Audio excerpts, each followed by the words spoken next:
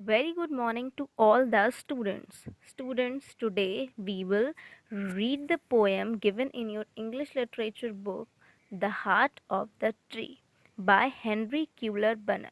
And I will also explain the poem to you all. So let's start the reading portion. What does he plant who plants a tree? He plants a friend of sun and sky. He plants the flag of breezes free. The shaft of beauty towering high. He plants a home to heaven anigh. For song and mother croon of bird in hushed and happy twilight heard. The treble of heaven's harmony. These things he plants who plants a tree. What does he plant who plants a tree? He plants cool shade and tender rain, and seed and bud of days to be, and years that fade and flush again. He plants the forest heritage, the harvest of a coming age. The joy that unborn eyes shall see, these things he plants who plants a tree. What does he plant who plants a tree? He plants in sap and leaf and wood, in love of home and loyalty, and far cast thought of civic good, his blessings on the neighborhood, who in the hollow of his hand holds all the growth of our land. A nation's growth from sea to sea stirs in his heart who plants a tree. So, children, what the poem is all about? The poem is all about nature and planting of trees.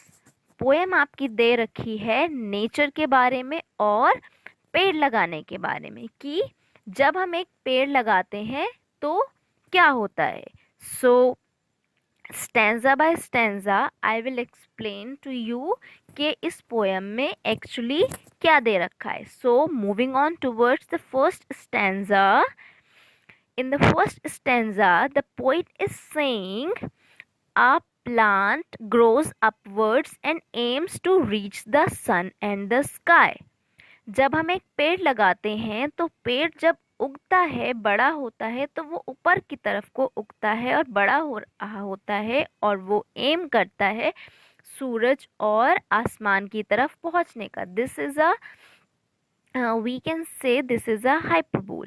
Like we are saying, we are comparing that the tree is growing upwards, aiming towards the sun and the sky. So it is as if the sun and the sky gets a new friend in a tree.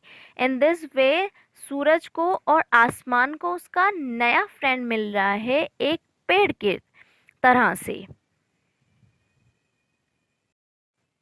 Video part 2 poem continued.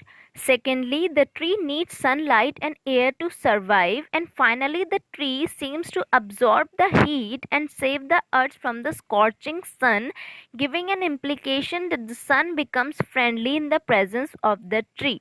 और दूसरी बात ये कि पेड़ को सूरज की रोशनी चाहिए होती है और हवा चाहिए होती है जिंदा रहने के लिए, जीवित रहने के लिए. तो फाइनली जो ट्री है वो सूरज की जितनी भी गर्मी है वो अब्जॉर्ब कर लेता है और जो हमारी अर्थ है उसको सूरज की गर्मी से बचा लेता है.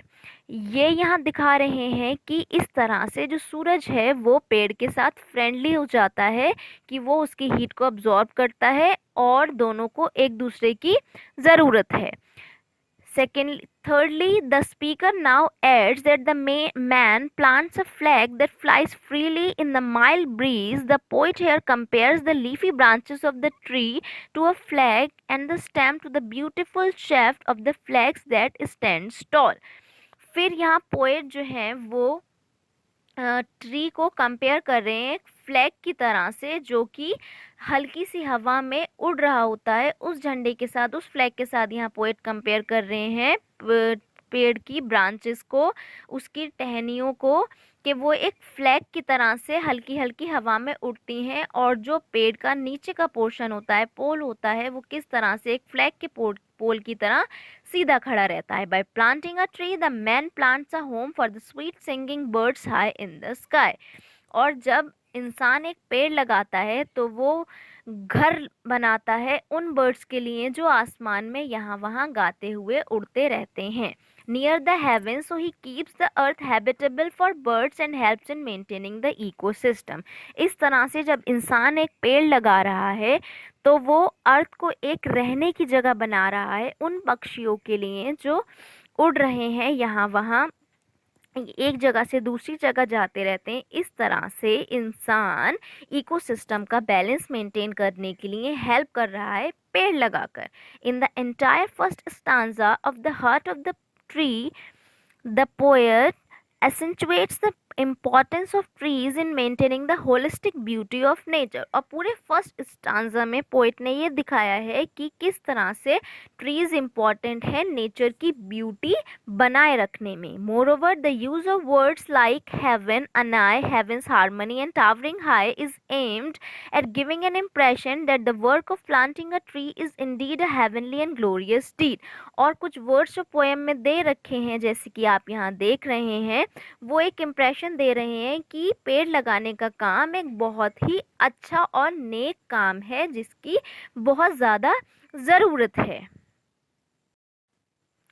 Video part 3 of the poem continued. The finishing line of the stanza forms a logical whole with the opening line one asking a question and the other completing the answer। और जो finishing line है stanza की वो एक पूरी तरीके से logic बना रहा है ओपनिंग लाइन से कि एक क्वेश्चन पूछा जा रहा है एंड सेकेंड लाइन में उसका आंसर दिया जा रहा है। So the poet repeats the question to begin a new stanza and attempts to answer again in the subsequent lines। तो इस तरह से पोएट जो है वो स्टांजा स्टार्ट करता है क्वेश्चन पूछते हुए और उसका आंसर उनकी आगे की लाइंस में देते हुए उसे क्लोज कर देता है। The tree he plants provides us with cool shade and helps in bringing rain. और जो पेड़ इंसान लगाता है वो हमें धूप से छांव देता है और बारिश को भी लाने में हेल्प करता है। Tree will produce seed in bird in future, years will pass silently but the tree will remain there through its seeds producing new trees. जो ट्रीज है वो अपने सीड से आगे नए ट्रीज प्रोड्यूस करेगा, धीरे धीरे साल गुजरती चली जाएंगी लेकिन वो पेड़ वहाँ ही रहेगा अपने सीड्स के थ्रू, क्योंकि वो अपने सीड से नए नए ट्रीज प्रोड्यूस करेगा या नए ट्रीज ग्रो करेगा। Trees are the main elements that make a plain area green and beautiful. Trees जो हैं वो मेन एलिमेंट्स होते हैं जो एक प्लेन एरिया को हरा भरा और खूबसूरत बना देते हैं। So the poet describes trees as the glory of the plain. So poet ने यहाँ पर ट्रीज को डिस्क्राइब किया है the glory of the plain. Moreover today single tree may turn into a forest some day, so by planting a tree now the man plants a forest heritage. और आगे की बात ये कि एक single tree जो है वो एक दिन पूरे जंगल में बदल सकता है। सो एक ट्री लगाकर इंसान जो है वो पूरे फॉरेस्ट की हेरिटेज बढ़ा रहा होता है। The speaker mentions that planting a tree today would give fruits in coming days, our next generation would be delighted seeing so much vegetation and reap its benefits, so all the credit goes to the man who plants a tree. यहाँ पर जो poet हैं वो ये भी कह रहे हैं कि एक पेड़ लगाने से, जब हम आज एक पेड़ लगाएंगे तो हमारी आने वाली जनरेशन जो है उसका फल खाएंगी और जो हमारी नेक्स्ट जनरेशन है वो ये देखकर खुश होंगी कि कितनी वेजिटेशन, ये कितने सारे पेड़ लगे हुए हैं जिसका बेनिफिट हमें मिल रहा है। और सारा जो क्रेडिट है वो उस इंसान को जाएगा जिसने वो एक पेड़ लगाया होगा। By planting a tree the man directly और indirectly contributes to the nation's growth. When a tree is planted it sets in motion the progress of a nation from sea to sea, and all these start from the progressive thought in the man's heart who plants a tree। और एक पेड़ लगाकर इंसान directly और indirectly पूरे nation की growth में add करता है, नेशन की ग्रोथ में ऐड ऑन कर रहा होता है। जब एक पेड़ लगता है उससे बहुत सारे बेनिफिट्स होते हैं, सभी लोग बेनिफिट उठाते हैं। एक पेड़ से दो पेड़, दो पेड़ से तीन, इस तरह से वो चीज़ बढ़ती चली जाती है। So it is very important to plant trees. Poem में यही एक्सप्लेन किया गया है कि पेड़ लगाना बहुत ज़्यादा ज़रूरी है।